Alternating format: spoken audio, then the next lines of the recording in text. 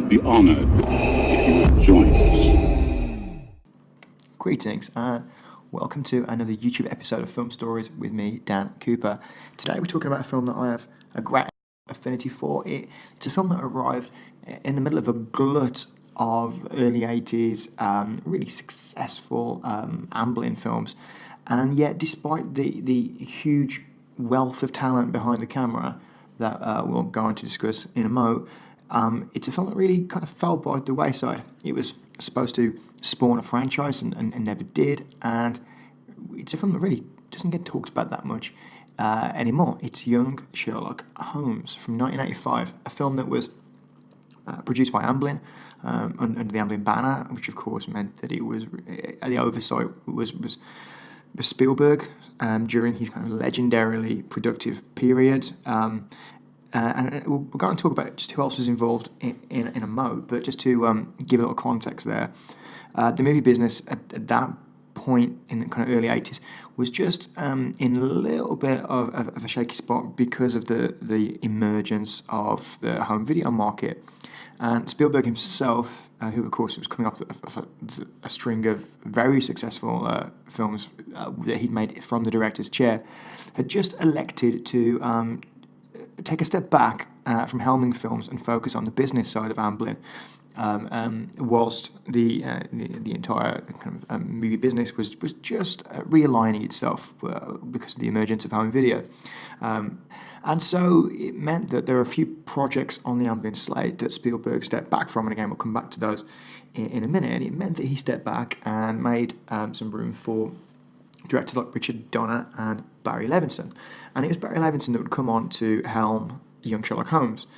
And in an interview with the New York Times at the time of the film's production, Spielberg said that I felt Barry was a sort of frustrated action-adventure director who'd always wanted a shot at making an adventure story into a movie.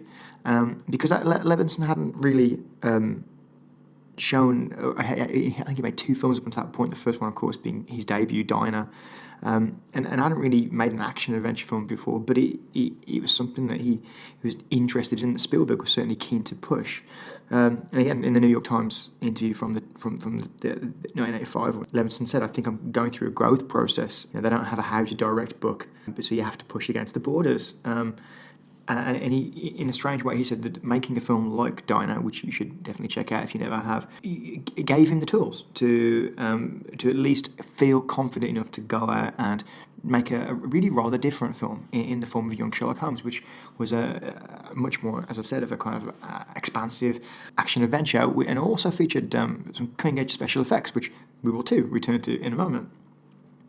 And so not only did it have Spielberg executive producing and Barry Levinson, who of course would go on to make some fantastic films throughout the following decade and beyond, but it would also be one of the first screenwriting credits for Chris Columbus. Now, Chris Columbus, of course, would go on to make films like Home Alone, the first two Harry Potter films, but at this point he was a screenwriter coming off the back of, I think it was his fourth credit as a screenwriter, which of course is still fairly early in one's career, but not a bad career at that point, because of his four credits. Young Sherlock Holmes was his fourth credit. His second and third were Gremlins and The Goonies. So Columbus was really quite interested in making Young Sherlock Holmes. He'd been reading a lot of Dickens and really had kind of fallen in love with the romance of the Victorian era. And he wasn't entirely alone on the scripting process. Spielberg himself had helped to tweak the script. And as you might expect from Spielberg of that period, he was quite hands-on with those Amblin projects, even when he wasn't in the director's chair. In fact, it was he that reportedly added in if you've seen the film, you'll know what I'm talking about, because they are some of the most stunning sequences in the movie. The hallucinogenic scenes, which provide a lot of spectacle and some of the most eye-catching and intense sequences in the film. So Columbus was really quite concerned about staying true to the Holmes character, because he was worried, in his words, about upsetting or offending the Holmes purists. And of course there are that brigade of fans who are truly devoted to the kind of the Holmes literary canon. I suppose I'm one of them, really. I've never been a massive fan of the Downey films. I suppose they're entertaining enough in their own way, but they don't hew closely enough to the source material. For me personally, I can almost feel you guys rolling your eyes out there, and that's fine. But I think he, of course, apart from the fact that he rewrote Holmes and Watson's first meeting in Young Sherlock Holmes, because in the original Conan Doyle novels they first meet in A Study in Scarlet, which is the first novel, I believe, of Conan Doyle's works when it comes to Sherlock Holmes. So Columbus rewrote Holmes and Watson, obviously meeting at a much younger age. But apart from that, the film really does doff its cap to Conan Doyle's works, and it does a great job of faithfully recreating those characters. The character of Holmes in the film is, and Columbus, I think this was completely intentional, has much more of a passionate streak in him than the literary version of Holmes. But that was intentional, and if you've seen the film and you kind of know how the film pans out in its climactic scenes, then it kind of explains how, I suppose, in a way, as any good prequel should, a young Sherlock Holmes goes from being a character who is ruled by his passions to one who refuses to do so for his later life. So the film also, I mentioned the scenes of spectacle and the special effects that Spielberg was pushing, and the film was actually it's a landmark movie in the sense that it was the first film to use a fully CGI character, which was I should hopefully have some images on the screen of it, which was the stained glass knight character, which is the product of a hallucinogen. The knight separates itself, if you recall, from the window and kills a minor character. Spoilers, but minor character, spoilers. And it was created by Industrial Light and Magic. It was actually animated by a young John Lasseter. And that scene alone took 4 months to create.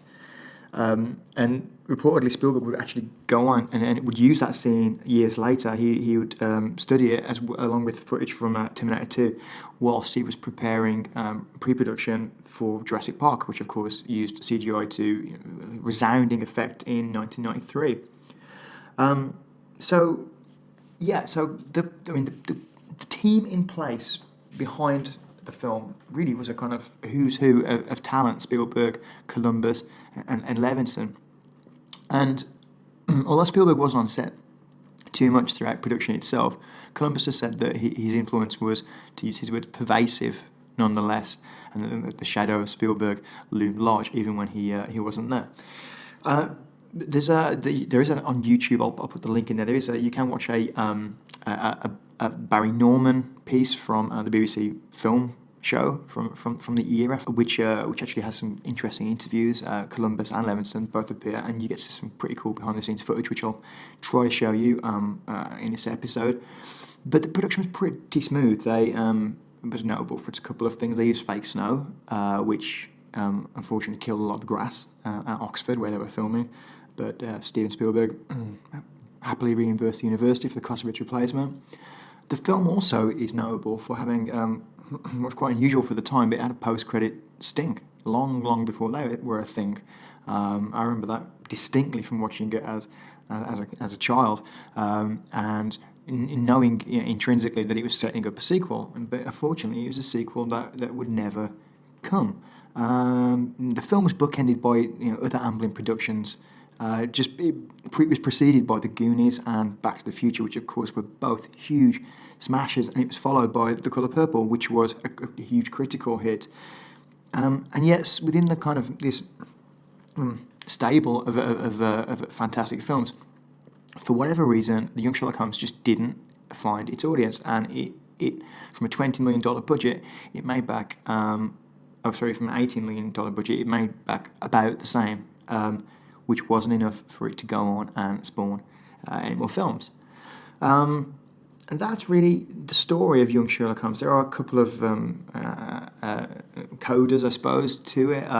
In a really nice touch, Nicholas Rowe, who was the lead actor who played the young Sherlock Holmes, was eventually asked to reprise his role as Holmes, as the consulting detective, in a cameo in 2015's Mr. Holmes. If you've seen Mr. Holmes, you'll know it's the film with Ian McKellen as an elderly Holmes, and Rowe was asked to just be a cameo as a younger Holmes. In the wake of Young Sherlock Holmes, Spielberg was quite clear about the fact that he was looking, he perhaps tired slightly of making what he might maybe saw as simple but important, but simple films kind of aimed at a younger audience, and he wanted to begin to make something more provocative. So his next film would be The Colour Purple, which was a more grown-up film, and he also began to develop Schindler's List, which he would go on to make a few years later.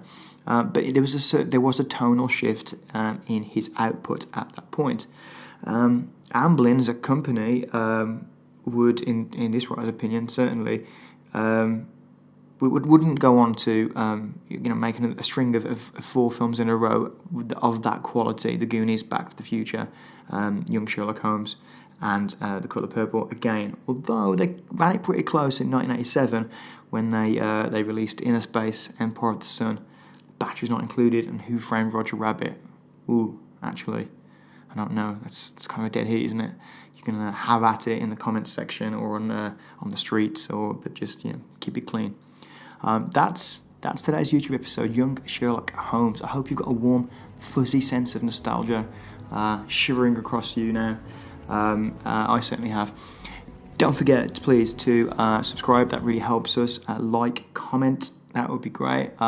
It's always a pleasure to hear from you, and it would be lovely if you can retweet and just make this YouTube channel just a little more visible. That would be ace. Don't forget, you can find us also on Twitter at filmstories.pod. You can find us on Facebook at Film Stories Online. You can download the Film Stories podcast at all good podcast providers, and we're at filmstories.co.uk, our website, where there's all kinds of daily news, and you can also find details there of how to find Film Stories, the print magazine. It is a thing of beauty, and you can order your copy right now from the website. That's been me. Hopefully you enjoyed that quick blast from the past. I'll be back soon with another film story. Bye bye.